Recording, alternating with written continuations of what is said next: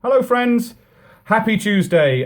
Sorry the last video was so late going up. I edited it and put it together, and I had been toying with whether or not to add a flourish, and then I went for a walk. I thought, no, I want to add a flourish. I'll maybe talk about my decisions in a blog. But anyway, then it started crashing, and then I just thought, this is taking too long. I'm not going to do sound effects, even though I like using them to build a world. So I don't think I'll add sound effects to this. Maybe some dogs. Also, it will suddenly go literally dark for a few lines because re-editing, I realised I must have deleted the file with those lines on, so I'm re-recording them now. That warning, however, is not really the priority when coming to Act 2 of Titus Andronicus, which contains, at the very least, references to rape and mutilation and also extreme racist abuse meted out against the character of Aaron the Moor, Shakespeare's first big baddie. Don't worry, my North African accent will be as well researched as my Italian accents have been. What else? Oh, well, the story so far, I guess. Titus Andronicus is a general who has defeated the Goths. He's a Roman general. The new Roman emperor, he decided, was to be Saturninus, who's a bit of a handful. Saturninus has immediately married the Gothic queen, Tamara, who has two sons, Chiron and Demetrius. Tamara wants huge revenge on Titus because as part of the victory celebrations, Titus Andronicus had her eldest son sacrificed. Also, Titus killed one of his own few surviving sons after he was trying to protect his sister, Titus's daughter Lavinia, who the emperor wanted to marry. But now she's married to the emperor's brother, Bassianus, which is what was agreed between them. But as a result, Titus is not really in Saturninus's good books. We've had the wedding and everyone is going for a hunt organised by Titus, who I think really loves hunts. What's following is horrible, but enjoy. Ta-da! Act 2, Scene 1. Enter Aaron, alone. Now climbeth to more Olympus' top, safe out of fortune's shot, and sits aloft, secure of thunder's crack or lightning flash, advanced above pale envy's threatening reach. As when the golden sun salutes the morn, and having gilt the ocean with his beams, gallops a zodiac in his glistering coach, and overlooks the highest peering hills, so Tamara. Upon her wit doth earthly honour wait, and virtue stoops and trembles at her frown. Then, Aaron, arm thy heart, and fit thy thoughts to mount aloft with thy imperial mistress, and mount her pitch whom thou in triumph long hast prisoner held fettered in amorous chains, and faster bound to Aaron's charming eyes than is Prometheus tied to Caucasus. Away with slavish weeds and servile thoughts, I will be bright and shine in pearl and gold to wait upon this new-made empress, to wait, said I, to wanton with this queen, this goddess, this Semiramis, this nymph, this siren, that will charm Rome Saturnine and see his shipwreck and his commonweals. Oh, hello, what storm is this? Enter Chiron and Demetrius, braving. Chiron, thy years want wit, thy wits wants edge, and manners to intrude where I am graced, and may, for all thou knowest, affected be. Demetrius, thou dost overween in all, and so in this, to bear me down with braves. 'Tis not the difference of a year or two makes me less gracious, or thee more fortunate. I am as able and as fit as thou to serve, and to deserve thy mistress' grace, and that my sword upon thee shall approve, and plead my passions for Lavinia's love. Clabs, these lovers will not keep the peace. Why, boy, although our mother unadvised gave you a dancing rapier by your side, are you so desperate grown to threat your friends? Go to, have you laid glued within your sheath till you know better how to handle it. Meanwhile, sir, with the little skill I have, full well shalt thou perceive how much I dare. Aye, boy, grow ye so brave? And how now, lords? So near the Emperor's palace dare ye draw and maintain such a quarrel openly? For well I what the ground of all this grudge. I would not for a million of gold the cause were knows to them it most concerns, nor would your noble mother for much more be so dishonoured in the court of Rome. For shame, put up! Not I, till I have sheathed my rapier in his bosom, and withal thrust those reproachful speeches down his throat that he hath breathed in my dishonour here. Well, for that I'm prepared, and full resolved, foul-spoken coward, that thunders with thy tongue and with thy weapon, that nothing darest perform. Away, I say! Now, by the gods that warlike Goths adore, this petty babble will outdo us all, my lords. And think you not how dangerous it is to jet upon a prince's right? What, is Lavinia then become so loose, or Bassiana so degenerate, that for her love such quarrels may be broached without controlment, justice, or revenge? Young lords, beware, and should the Empress know the discord's ground, the music would not please. I care not, knew she and all the world, I love Lavinia more than all the world. Youngling, learn thou to make some meaner choice. Lavinia is thine elder brother's hope. What, are ye mad? Or know ye not in Rome how furious and impatient they be, and cannot brook competitors in love? I tell you, lords, you do but plot your deaths by this device. Ellen, 1,000 deaths would I propose to achieve her whom I love. Achieve her how? Oh, why makes thou it so strange? She is a woman, therefore may be wooed. She is a woman, therefore may be won. She is Lavinia, therefore must be loved.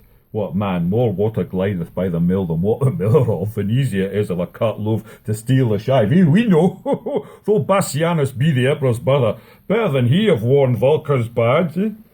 Aye, and as good as Saturninus, may. Oh, then why should he despair that knows to court it with words, fair looks, and liberality? What, hast not thou full often stuck a doe and borne her clearly by the keeper's nose? Ah, then it seems some certain snatch or so would serve your turns. Ay, so the turn were served. Aaron, thou hast hit it. Well, would you have did it too? Then should not we be tired with this ado? Why, hark ye. And are ye such fools to square for this? Would it offend you, then, that both should speed? Fit, not me. Nor me, so I will one. For shame! Be friends, and join for that, you jar. 'Tis policy and stratagem must do that you affect, and so must you resolve that what you cannot as you would achieve, you must perforce accomplish as you may. Take this of me, Lucrece was not more chaste than this Lavinia Bassianus, love. A speedier course than lingering languishment must we pursue, and I have found the path. My lords, a solemn hunting is in hand. There will the lovely Roman ladies troop. The forest walks are wide and spacious, and many unfrequented plots there are, fitted by kind for rape and villainy. Single you thither, then, this dainty doe, and strike her home by force, if not by words. This way, or not at all, stand you in hope. Come. Our Empress with her sacred wit to villainy and vengeance consecrate will we acquaint with all that we intend, and she shall file our engines with advice that will not suffer you to square yourselves, but to your wishes' height advance you both. The Emperor's court is like the house of fame, the palace full of tongues, of eyes and ears. The woods are ruthless, dreadful, deaf and dull. There speak and strike, brave boys, and take your turns.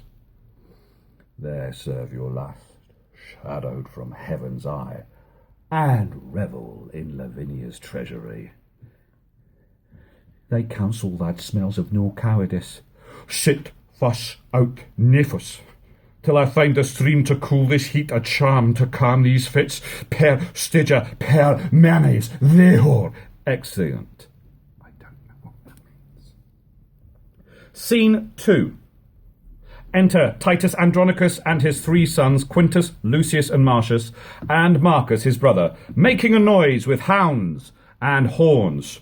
Ah, the hunt is up, the morn is bright and grey, the fields are fragrant and the woods are green. Uncouple here.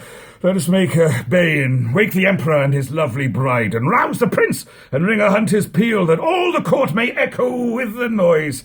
Ah, sons, let it be your charge, as it is ours to attend the emperor's person carefully. I've been troubled in my sleep this night, but dawning day new comfort hath inspired. Here a cry of hounds and wind horns in a peal. Then enter Saturninus, Timora, Bassianus, Lavinia, Chiron Demetrius, and their attendants. Many good morrows to your majesty, madam, to you as many and as good. Well, I promise your grace a hunter's peal, Saturninus, and you have rung it lustily, my lord. Somewhat too early for new married ladies. Bassianus, Lavinia, how say you? I say no. I've been broad awake 2 hours and more. Well, come on then. Horse and chariots let us have, and to our sport. Madam, now shall ye see our Roman hunting. Marcus. I have dogs, my lord, will rouse the proudest panther in the chase and climb the highest promontory top. And I have horse will follow where the game makes way and run like swallows o'er the plain. Demetrius. Chiron, we hunt not, we with horse nor hound, but hope to pluck a dainty doe to ground. Exeunt. Enter Aaron, alone, with gold. He that had wit would think that I had none to bury so much gold under a tree and never after to inherit it. Well, let him that thinks of me so abjectly know that this gold must coin a stratagem which, cunningly effected, will beget a very excellent piece of villainy. And so repose, sweet gold, for their unrest that have their arms out of the emperor's chest. He hides the gold. Enter Tamara, alone to the moor. My lovely Aaron, wherefore look so sad when everything doth make a gleeful boast? The birds chant melody on every bush, the snakes lie rolled in the cheerful sun, the green leaves quiver with the cooling wind and make a checkered shadow on the ground.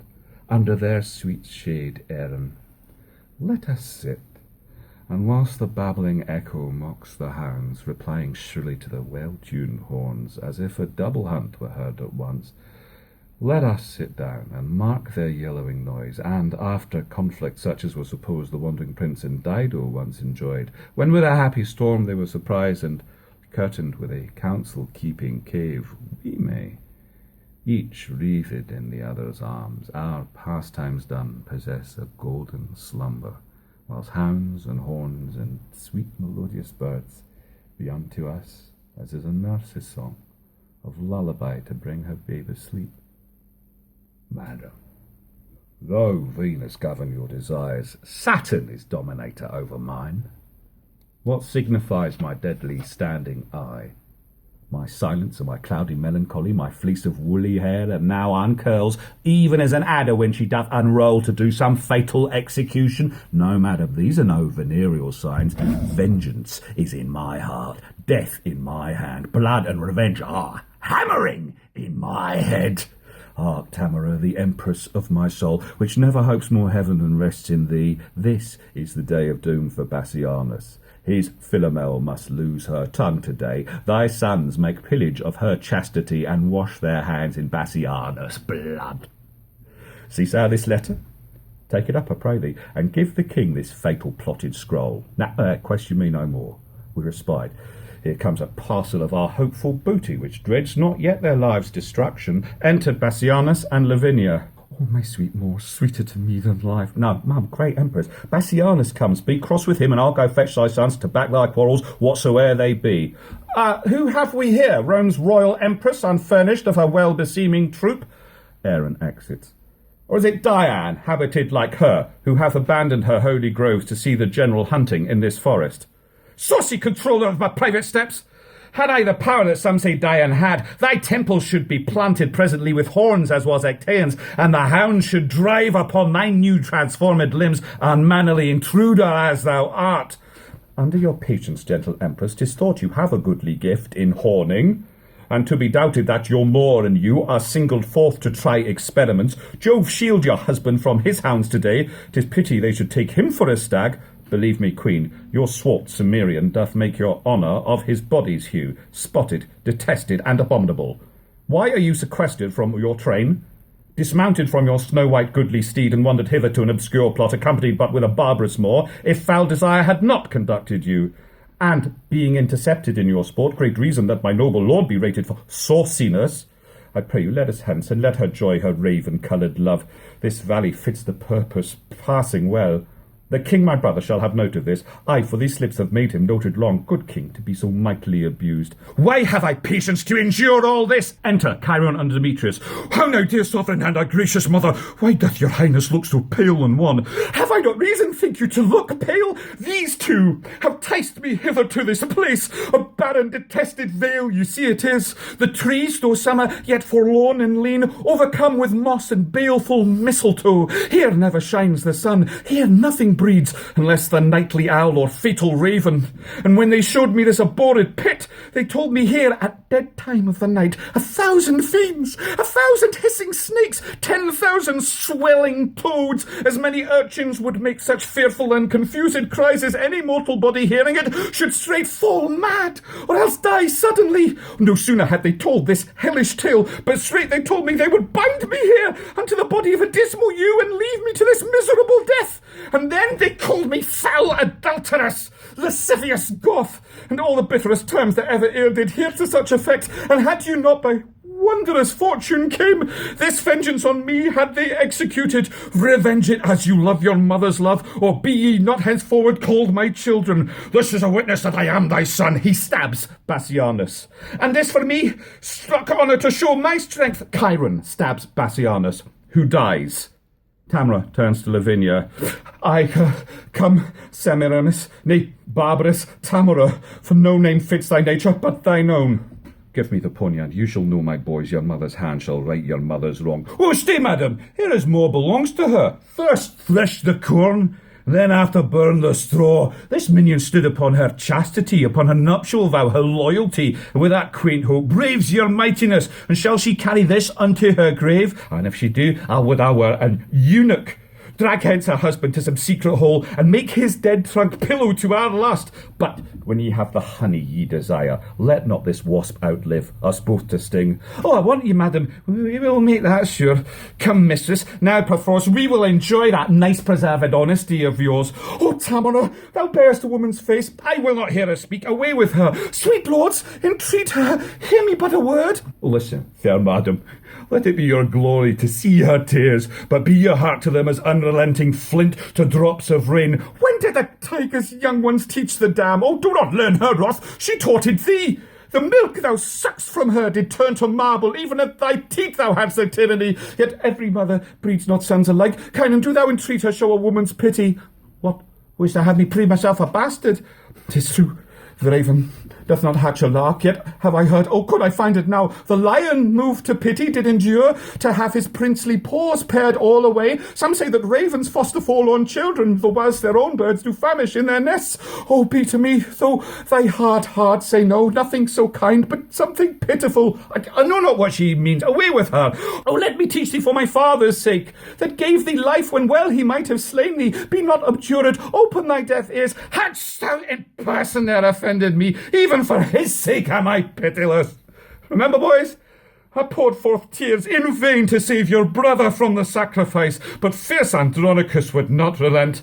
Therefore away with her, and use her as you will. The worse to her, the better loved of me. O Tamora, be called a gentle queen, and with thine own hands kill me in this place, for 'tis not life that I have begged so long. Poor I was slain when Bassianus died. What begs thou then, fond woman? Let me go.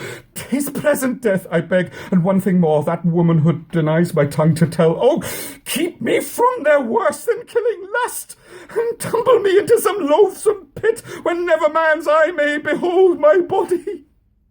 Do this, and be a charitable murderer. So should I rob my sweet sons of their fee. No.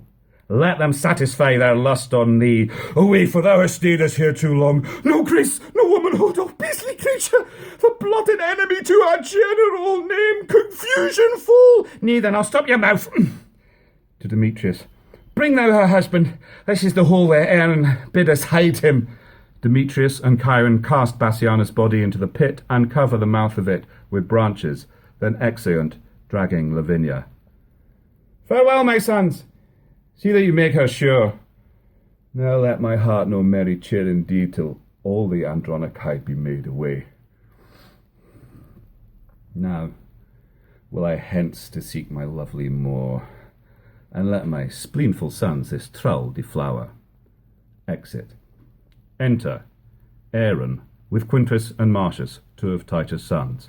Come on, my lords, the better foot before. Straight will I bring you to the loathsome pit where I espied a panther fast asleep. My sight is very dull, whate'er it bodes, and mine, I promise you, were it not for shame, well could I leave our sport to sleep away. He falls into the pit. What? Art thou fallen? Oh, what subtle hole is this, whose mouth is covered with rude growing briars? upon whose leaves are drops of dew-shed blood, as fresh as morning dew distilled on flowers. A very fatal place, it seems to me. Speak, brother, hast thou hurt thee with the fall? Oh, brother, with the dismalest object hurt that ever I with sight made heart lament. Now will I fetch the king to find them here, that he thereby may have a likely guess how these were they that made away his brother. Exit.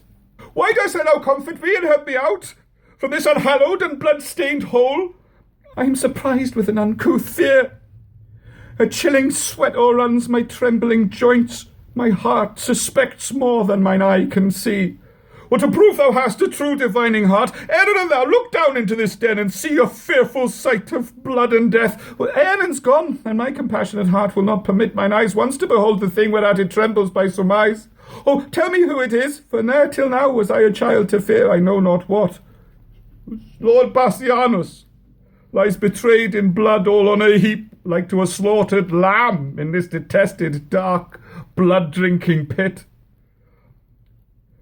If it be dark, how dost thou know 'tis he? Upon this bloody finger he doth wear a precious ring that lightens all this whole, which, like a taper in some monument, doth shine upon the dead man's earthly cheeks, and shows the ragged entrails of this pit. So pale did shine the moon on Pyramus, when he by night lay bathed in maiden blood. O brother, help me with thy fainting hand! If fear hath made them faint, as me it hath, out of this fell devouring receptacle, as hateful as Societas' misty mouth, reach me thy hand, that I may help thee out. Or, wanting strength to do thee so much good, I may be plucked into the swallowing womb of this deep pit, poor Bassianus' grave. I have no strength to pluck thee to the brink. Oh, nor I no strength to climb without thy help. Thy hand once more. I will not loose again, till thou art here aloft, or I below. Thou canst not come to me, I come to thee! He falls into the pit. Enter Saturninus the emperor with attendants, and Aaron the Moor. Along with me! I'll see what hole is here, and what he is that now is leapt into it. He speaks into the pit. Say, who art thou that lately didst descend into this gaping hollow of the earth? The unhappy sons of old Andronicus, brought hither in a most unlikely hour to find thy brother Bassianus dead. My brother dead? I know thou dost but jest. He and his lady both are at the lodge upon the north side of this pleasant chase. 'Tis not an hour since I left them there. We know not where you left them all alive, but out, alas, here have we found them dead. Enter Tamara, Titus Andronicus, and Lucius. Where is my lord the king? Here, Tamara, thou gripped with killing grief. Where is thy brother Bassianus? Now, to the bottom dost thou search my wound. Poor Bassianus here lies murdered. Then, all too late, I bring this fatal writ, the complot of this timeless tragedy, and wonder greatly that man's face could fold in pleading smiles such murderous tyranny. She giveth Saturnine a letter. He reads, And if we miss to meet him handsomely, sweet huntsman, Bassianus 'tis we mean, do thou so much as dig the grave for him. Thou knowest our meaning. Look for thy reward among the nettles at the elder tree which overshades the mouth of the same pit where we decreed to bury Bassianus. Do this, and purchase us thy lasting friends. Oh, Tamara, was ever heard the like?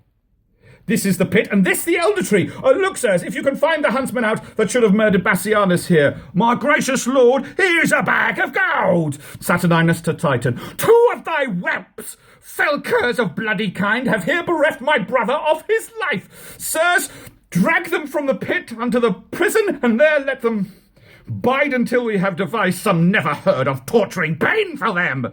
What are they in this pit? Oh, wondrous thing, how easily murder is discovered. Attendants drag Quintus Marcius and Bassianus' body from the pit. Titus, kneeling, I, emperor, upon my feeble knee, I beg this boon with tears not lightly shed, that this fell fault of my accursed sons, accursed, if the fault be proved in them, if it be proved, you see, it is apparent. Who found this letter? Tamara, was it you? Andronicus himself did take it up. I did, my lord, yet let me be their bail, for by my father's reverend tomb I vow they shall be ready at your highness' will to answer their suspicion with their lives. Thou shalt not bail them. See thou follow me. Some bring the murdered body, some the murderers. Let them not speak a word. The guilt is plain, for by my soul were there worse end than death. That end upon them should be executed. Exit. Andronicus, I will entreat the king. Fear not thy sons, who shall do well enough. Come, Lucius, come. Stay not to talk with them. Exeunt. Scene 4. Enter the Empress's sons, Chiron and Demetrius, with Lavinia, her hands cut off and her tongue cut out and ravished. So now go tell, and if the tongue can speak, who 'twas cut thy tongue and ravished thee. Write down thy mind, bewray thy meaning so, and if thy stamps will let thee play the scribes. You see how with signs and token she can scroll. Go home, call for sweet water, wash thy hands. Oh, she had no tongue to call, nor hands to wash, and so let's leave her to her silent walks. Twere my cause, I should go hang myself. What if thou hast to help me knit the rope? Excellent. Chiron and Demetrius. Wind horns. Enter Marcus from hunting to Lavinia. Who is this? Ah, my niece that flies away from me. Cousin, a word, where's your husband? If I do dream, would all my wealth would wake me. If I do wake, some planet strike me down, that I may slumber an eternal sleep. Speak, gentle niece, what stern ungentle hands hath lopped and hewed and made thy body bare of her two branches, those sweet ornaments whose circling shadows kings have sought to sleep in, and might not gain so great a happiness as half thy love? Why dost thou not speak to me? Alas, a crimson river of warm blood, like to a bubbling fountain stirred with wind, doth rise and fall between thy rosed lips, coming and going with thy honey breath. But sure some Tyreus hath deflowered thee, and lest thou shouldst detect him, cut thy tongue. Ah, now thou turnest away thy face for shame, and notwithstanding all this loss of blood as from a conduit with 3 issuing spouts, yet do thy cheeks look red as Titan's face, blushing to be encountered with a cloud. Shall I speak for thee? Shall I say 'tis so? Oh, that I knew thy heart! And knew the beast, that I might rail at him to ease my mind. Sorrow concealed like an oven stopped doth burn the heart to cinders where it is. Fair Philomel, why, she but lost her tongue, and in a tedious sampler sowed her mind. But lovely niece, that mean is cut from thee. A craftier Tereus, cousin, hast thou met, and he hath cut those pretty fingers off that could have better sold than Philomel. Oh, had the monster seen those lily hands tremble like aspen leaves upon a lute, and make the silken strings delight to kiss them, he would not have then touched them for his life. Or had he heard the heavenly harmony which that sweet tongue hath made, he would have dropped his knife and fell asleep, as Cerberus at the Thracian poet's feet. Come, let us go and make thy father blind, for such a sight will blind a father's eye. 1 hour's storm will drown the fragrant meads, what will hold months of tears thy father's eyes? Do not draw back, for we will mourn with thee. Oh, could our mourning ease thy misery? Exeunt. And that is Act 2. Act 1 is there. Act 3, when I've done it, will be up there. Thank you so much for watching. If you want to leave tips, there's a tip jar link below. If you want to leave comments, there's all that space. Thank you for watching. I hope you're all doing tremendously. Bye-bye.